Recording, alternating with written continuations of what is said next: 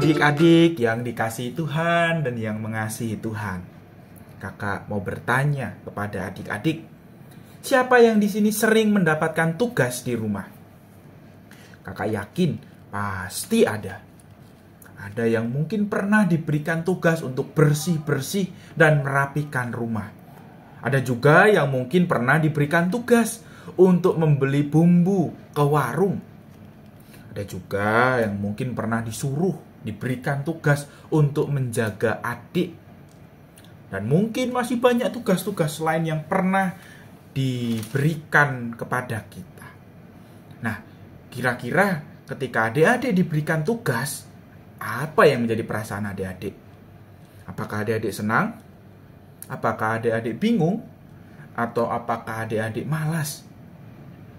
Tahu nggak adik-adik?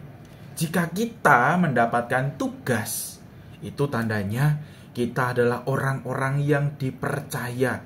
Kita adalah orang-orang yang mampu untuk diandalkan.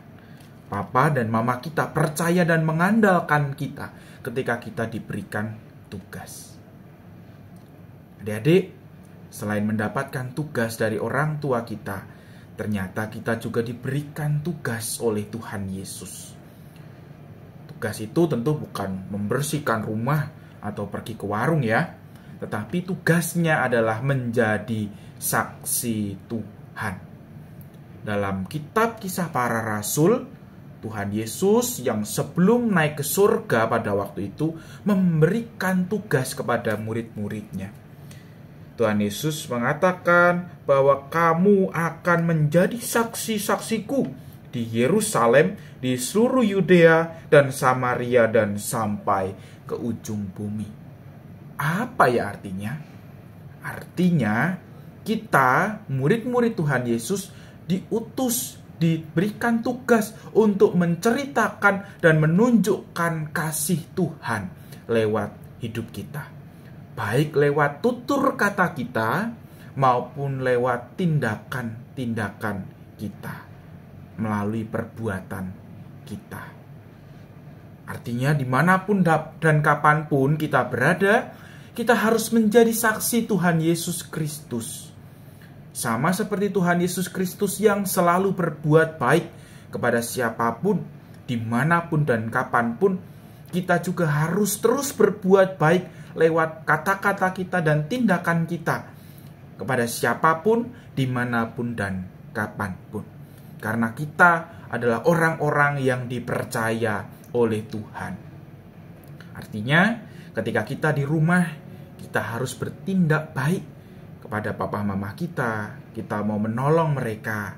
Kepada adik dan kakak kita harus mengasihi mereka. Tidak berbuat nakal kepada kakak dan adik kita.